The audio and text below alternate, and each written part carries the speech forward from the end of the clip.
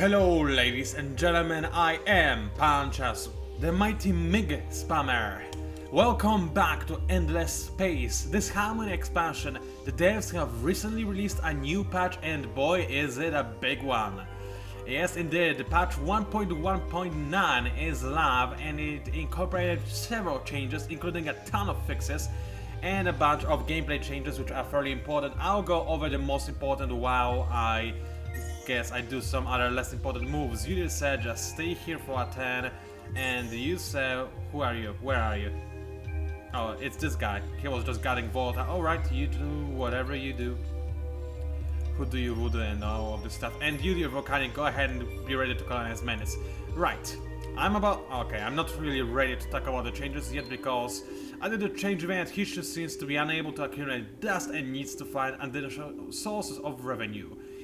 And they like me more because of this. Now, the way I see it, they like me more because I destroy dust, and since they are broke anyway, they want me to destroy dust of other people, so they are not the poorest of everybody, they're as poor as everybody else. That's my take on this thing, otherwise it just sounds silly, doesn't it? Anyway, I'm making more ships for one more 10, and let's end the 10 right here, let AM do its moves, and I can talk about the balance changes. So, first of all, they have fixed a bunch of bugs that were in the game. Obviously they have been fixing them over and over again. There were several bug fixes, tiny patches that have been released over the course of several days.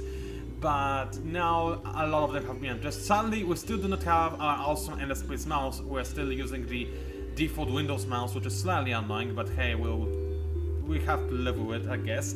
Now, some of the changes that are more important from the strategic standpoint are, first of all, right now Harmony has been buffed quite severely. So as you can see, if I go to try and create a new ship, you can see that it now halves the population growth on a star system instead of, you know, disallowing the population to grow at all when you're making military ships. That could be quite a big deal for Harmony in early game, and I'm pretty sure that pretty much everybody across the board agrees that Harmony needed some kind of a buff in early game because they were killed way too easily for their own sake. Good, whatever. So now it is much easier for them to actually do something. Also, as you can see now, while this has been changed, so now you can get those ships and still get some population growth. Those ships have also been nerfed. I mean, in the past, those tectonics not on... Actually, no, have they... Strange, I do not remember if the tectonics also lowered the industry cost of your bombers and fighters, or if they only lowered your tonnage cost of those things. Either way, they are still way more powerful than all other destroyers of other factions, because minus 75% tonnage to both fighters and bombers, that is huge, baby. Anyway, we know that Harmony has powerful fighters, now they are even more powerful, so we will see how it goes. Obviously, this change was already needed for Harmony every game, but how will it affect their late game? That's what I'm curious about. Although in late game you usually have maxed out population regardless, so it shouldn't really change too many things now, should it?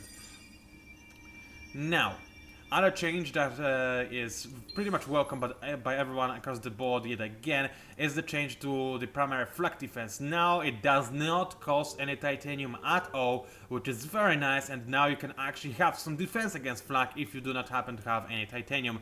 Very nice indeed. In fact, what I'm going to do now is get my flak defenses ASAP, because I find them rather important to have. Otherwise, I might be jumped by somebody with rockets and then I'll be unable to defend myself.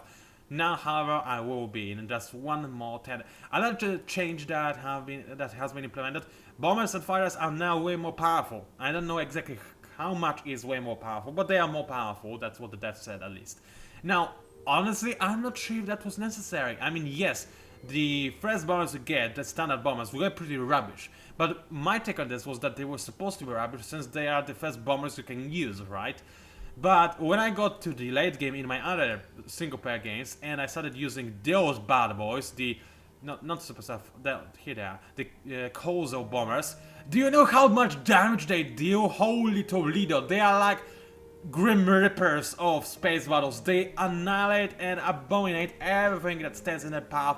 It is incredible how much damage they were able to deal in the past, and I'm afraid to even dare to think how much damage they are able to deal now. If you let them come anywhere near to your big ships, you lost those ships. Period.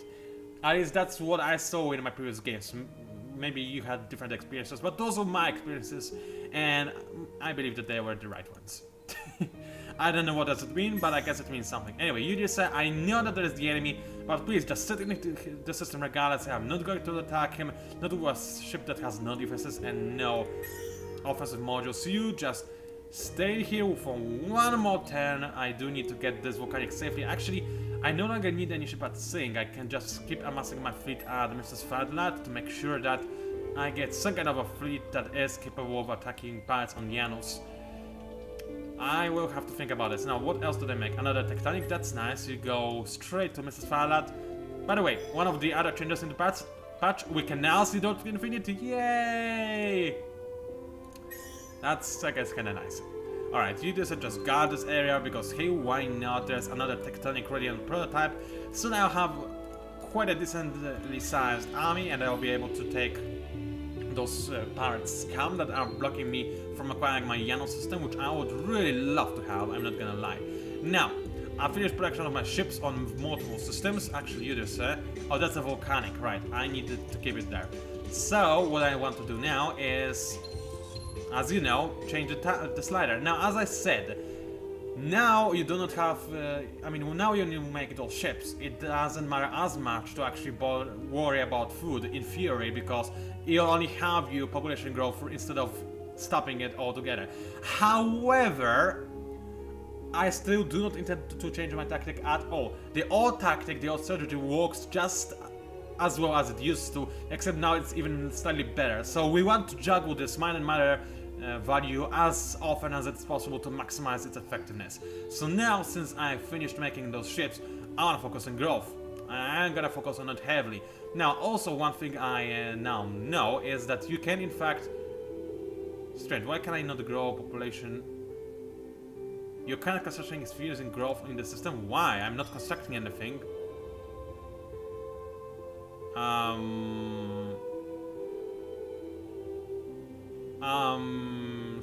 Is that a bug? If it is, then I don't like it, because apparently the game thinks that I'm still making some kind of ships on the system and that I cannot grow any more population. I'm pretty sure I can. Game has finished producing whatever I wanted to produce. Alright, I assume it's a temporary bug, it will go away very soon. That's my hope at any rate. Now, I do need to get more population on Mrs. Fadlat because I just moved a lot of it to this volcanic. But I don't think I'll convert industry to food. Well, I might as well, actually.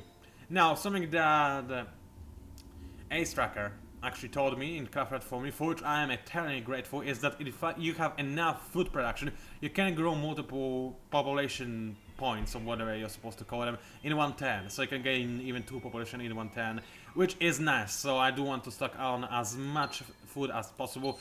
Now, I do need to get those missiles, though. They cost only 15 science. I can't spare 15 science. Yeah, let's go. Let's do it. I do need to have those missile backups. I mean, anti-missile backups, to be more precise. So I'll do this for 110, and that's about it. I'm pretty sure I did not forget about anything. I hope I didn't. This thing is kind of troubling with the lack of growth on my systems. If that's really a bug that does not go away, I'll just end this cast early, which I really do not want to do, because I need to make this cast to actually be ready for tomorrow, and if I do not record it today, then it will not be ready for tomorrow, as simple as that. Anyway, I think I'm ready to end my turn. And was there something else that I wanted to talk about? I'm pretty sure there was. There is always something I want to talk about. The problem is I keep forgetting what it was. That's just me in a nutshell. Very poor memory. Very poor short-term memory. I have a good long-term memory, but poor short-term memory. It's as if I'm very old. And now Hisho is noticing very carefully that the current balance of power and the impact of your military strength, and they like me less. Now, sadly, the game does tell you why your your diplomatic attitude changed with a specific faction. That's nice, but it doesn't really tell you why. I mean, I know that contradicts what I just said, so you get a clue as to what happened more or less, but the game doesn't really tell you what exactly happened. For example, right now, I don't know if they like me less because they have a more powerful military than me, and that they are willing to attack me now because they sense weakness and they're like sharks in the water, and I and there's blood everywhere, the sharks go crazy, and you know what? Or do they like me less because I have more powerful military and they fear me? I don't know, the game doesn't tell me that. I wish they did, but it doesn't right now. So anyway, how much do they like me anyway? I would love to know that. Neutral, plus 19, that's pretty good. They mostly like me because I'm apparently a very peaceful guy, that's good to know. And shouldn't do not care about me at all. How strong is my military anyway? I'm on 6th place, which I guess could be worse, could also be better, and I assume that he shouldn't like me because I'm more powerful than them. Now, actually one of the things that was buffed in this patch were Hisho. The Bushido bonus is even more powerful now, which I'm not too happy about. As I said, I love Bushido bonus when I'm playing as the Hisho, but when I'm not playing as the Hisho, I feel like it's very, very powerful trait to have, and it's kinda-ish on the OP side. Kinda-ish. Let's not go any further, but it's still fairly ridiculous. Okay, actually now what I'm going to do is get more science instead of food, because it will take me 2 turns to grow population of Mrs. Farlad, and I don't care about the system all that much anyway. However, I cannot help but notice that I'm still not making any progress in my population on my door to know. And I'm pretty sure I did finish my 10, did I? Maybe I didn't, maybe I'm just imagining things. Although, I don't know. I think I'm not imagining things though, guys. I'm pretty sure it's a very big bug and it's a very nasty bug as well. I mean, I'm not making anything on the system, am I? I'm not. And the game says that my population is... Yeah, your current construction is fusing the growth on your system. I'm not making anything, game! Not a single thing. Why do you not let me grow any population? I don't know. No. Maybe if I move the population around, it will fix it. And I move it back in. No, nothing. Maybe if I convert industry to science? No? Well, until the bug is fixed, I'll just convert industry to science, but if it is not fixed, I'll have to stop the video and make the shortest endless place video yet, because I can't win with those conditions. That looks like a very severe bug, and I wonder how long it will take for the devs to actually fix it. Obviously, they need to find it. They'll soon... If this is a bug, they'll find out sooner rather than later, but...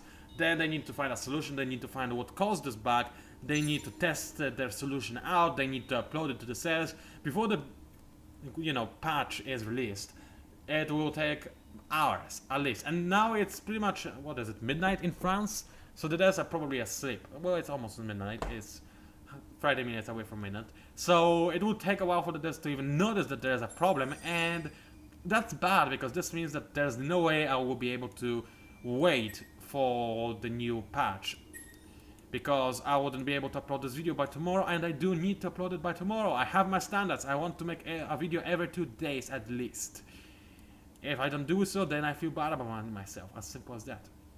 Anyway, did it fix itself? Please tell me it did. No, it did not. Alright, you know what might fix it actually? Reloading the game. So I'll pause recording and I'll be right back. Alright, ladies and gentlemen, I am back and I have found a way to fix this bug. Now, developers, please listen to it, because I am most assuredly going to post this thing in the tech support forums, because there's a new bug. I searched for it, didn't find it anywhere. I'm pretty sure it was introduced with this patch, but I found a way around it. As you can see, I'm now happily growing population on door to no, whereas before I was unable to do so. So what I did is, as you can see on prototype, I'm not growing anything. Well, that's pretty easy to fix. Just start production of any ship whatsoever, la-di-da. I am now getting population growth. Now I can stop production of the ship and actually continue doing whatever I wanted to do, and it should work now. Good. I was afraid I would have to stop making this videocast today, which would be quite frankly horrible, but fortunately I am able to continue, which makes me a very, very happy panda. Anyway, let us continue with this particular turn. Bugs happen, don't hate, guys. Even the best developers ever sometimes miss a bug, and Updated are one of my favorite devs ever, as simple as that. If you disagree, then I don't like you, as simple as that. Anyway. There was something else I wanted to do, but I don't exactly remember what it was. Hey, stop it, brain. Something is wrong with my speaking module, which is also called mouth, or maybe brain to mouth connection. I don't know which of my body parts fault it is, but apparently I fail at English at this particular point in time. So please, stop it. and start talking in a logical, coherent way. Please. Thank you, brain, for listening to me. Hopefully you're going to listen, but I know my brain, it doesn't like listening to me. It's a kind of a... I'm not allowed to swear it on my YouTube channel, so I'm not gonna say what it is. Anyway, Hisho is noticing very carefully the current balance of power and the impact of the military strength. Now they like me more because of this. That's very, very strange. Maybe at the start they were like, you know, scared, and they were like, OMG, they're so scary, we hate them, and how dare they be better than us. And now they're like, okay guys, maybe we should not anger them if they are ready to destroy us. So I guess that's what's going through their heads or something, I don't know. Anyway, let us manage our fleet yet again. Is it ready to find the pirates? I'm not sure. I'm not taking any chances. I'm gonna make my Tectonic make its way over to Mrs. Farlet, and then, and only then, I'll actually try to go through this wormhole and see what I can do about the Janos. Fortunately, it doesn't look like AI was able to make its way through to this blue star, because otherwise I would not see any exploration event over here, and now I can still see it, so it has not been discovered by anybody other than pirates. This red supergiant obviously has been, because we have seen Shedden come through this area, but that's not really a problem. I hope that they are not there, at least not yet. Because quite frankly, I'm not ready to find them, as simple as that. Anyway, was there anything else I wanted to do? Yes, I probably want to grow more population. Now, with 0% science, I will grow it relatively quickly, but with 5% science, or actually 10% science, I will grow it just as quick. So that's what I like. I don't really need to speed it up too much. I still want to gain some science, and even though right now I'm gaining only 2 science per turn, it's better than gaining nothing, you know, is it? I believe it is pretty good. Is it? Is it not? Whatever. Let's assume it is. Anyway, I'm going to end my turn right now. Not much is happening right now. I could declare war on Hisho just because for the sake of it, but I'm not sure if I'm really willing to do so. As I said many times before, Harmony is a faction that thrives the most in late game. If I just start declaring war on everybody like I did in my previous series, and make the series extraordinarily entertaining as a direct result of that, I'll also die. I'm not playing as Illuminate anymore. I do not have a powerful faction to back up my plan. I'm playing as a faction that is good at steamrolling the opponents after a long time. And come on, Hisho, make up your mind. Either hate me or love me. I don't like it when you're thinking about what to do next. Anyway, I'm pretty sure that they are having some severe problems with pirates, because otherwise they wouldn't have such a bad score. Now, there's a problem. Do you see this red no-contact player with 1,000 score? Above 1,000, in fact. Those are the Cravers. Yeah. I have never seen Craver player beyond the top place, and this makes me this makes me terrified. That's what it makes me. That's because Cravers, they are very powerful. If they can get rolling, they start exploiting the galaxy as it is, they can get incredibly powerful. And even if you are able to withstand their firepower and actually counterattack, launch a counterattack, and be successful at it, which is very difficult to do after Cravers get rolling, then you can conquer systems that are depleted and very unproductive, which is bad. I don't want the Cravers to be strong, so what I need to do is, you know, eat Hisho as soon as possible to make good use of their systems, because it's fairly important, and then sign an alliance with maybe Sheridan or somebody else who likes war, and then, you know, go to war against Cravers together, because that's the only thing that can save our galaxy from being eaten.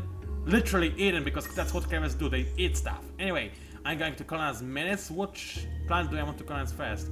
Fulcrum Southern is nice, but only once you unlock its full potential, which will take me a long time to do so. And it increases your happiness, which I don't care about at all. Ancient Ruins, well, that's a problem, because it does increase my dust, and I don't like dust at all. I'm playing as Disharmony after all.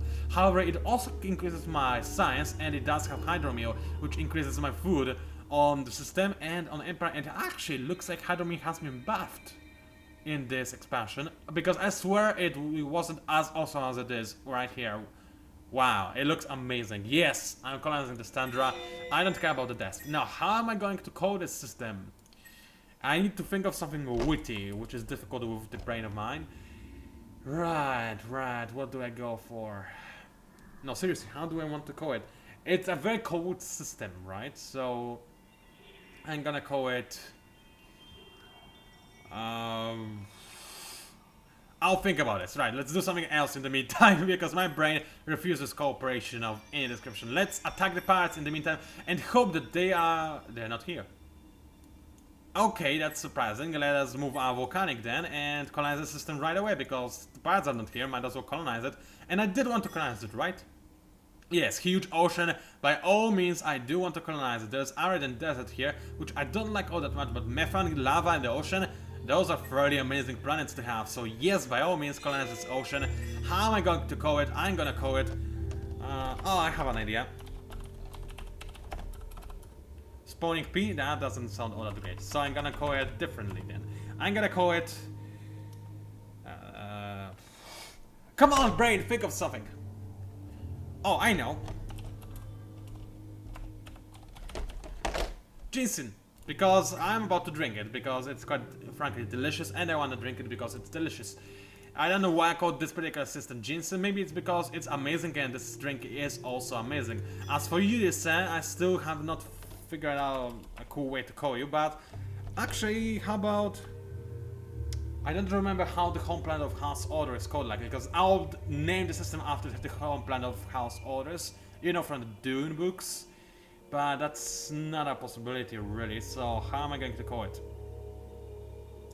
Come on, brain. Alright, I'm gonna let the 10 pass. Actually, I'm not gonna do so yet. I do need to start exploiting the system, so alien graphing first, then I guess I will go for Silic Soils, or maybe Heavies of the Profaners first, actually. I do like this upgrade. You just said just go for a lot of food and then for more industry, because ocean, as nice as it is, doesn't produce all that much industry, only 2 per population. That's not a whole lot. Now, I do need to find those pirates because they're going to be incredibly annoying and I don't want to let them capture ginseng. Now, in the past they were unable to create, you know, invasion modules. Now they are, however, because the patch fixed their problems, which is unnerving to say the least.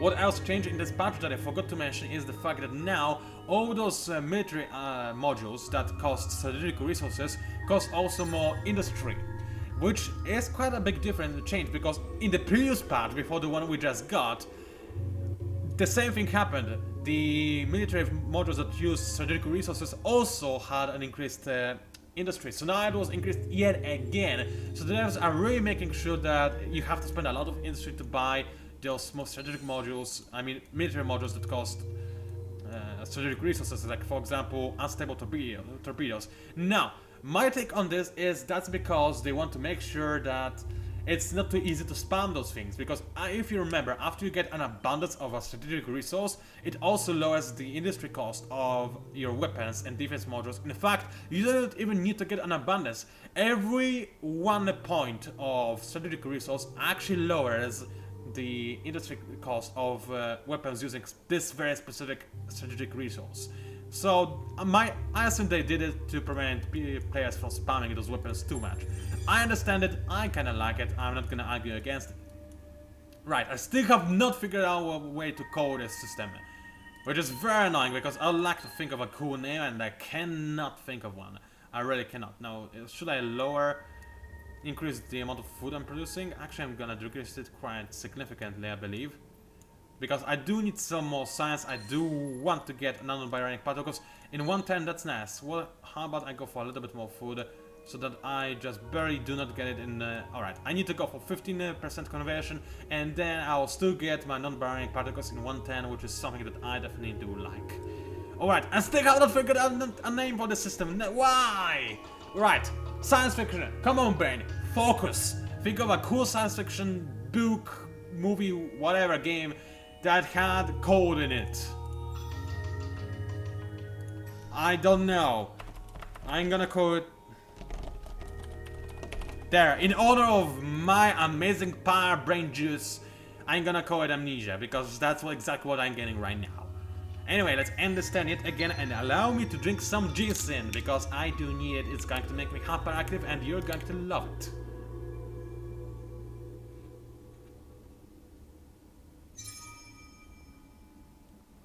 Wow!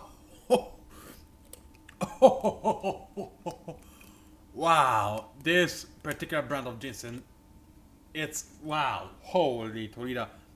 It's so spicy, not in a chili way of spiciness, it's just, I can't even explain it. If you have not drank a ginseng drink, then you do not know what I'm talking about and there's no way for you to know it. Because I don't know. I don't think that anything else tastes quite like it. It's incredible. Very strange, but also very tasty. Anyway, I get extra experience on Fleet on Adana. That's actually fairly nice because I could use extra experience on my warships. Now, however, I do know where the Horatio are. They captured Geminos. Oh man, even more deserts, arids, and also a gas giant that also gives you the most dust out of everything else. This galaxy generator right here hates the guts out of me. That's what is happening right now. Also, I'm pretty sure I pointed this out before. When setting the functions that I wanted to play against in this particular playthrough, I forgot about the pilgrims, which makes me very annoyed because they are my favorite enemies now. You all know why I want them to run the run, but well, now I want the entire universe to run, so it's still not that bad. But the problem is Horatio are very annoying because they have those giant control spheres, influence areas. That's the official name of them, anyway. And I hate fighting them. Also, Horatio are pretty much always one of the most powerful factions, and they are not now. Which I guess is an indicative of the fact that they are being attacked by Cravers. Otherwise, I bet they would be more powerful than they are right now. Anyway, Amnesia is doing some stuff, that's nice. I do not need this tectonic here anymore, so I guess I can move it to Zeteria. And that's exactly what I'm going to do, because this fleet needs some reinforcements, as simple as that. It definitely does need some. And come on, science. Oh wait, I did get the science I wanted.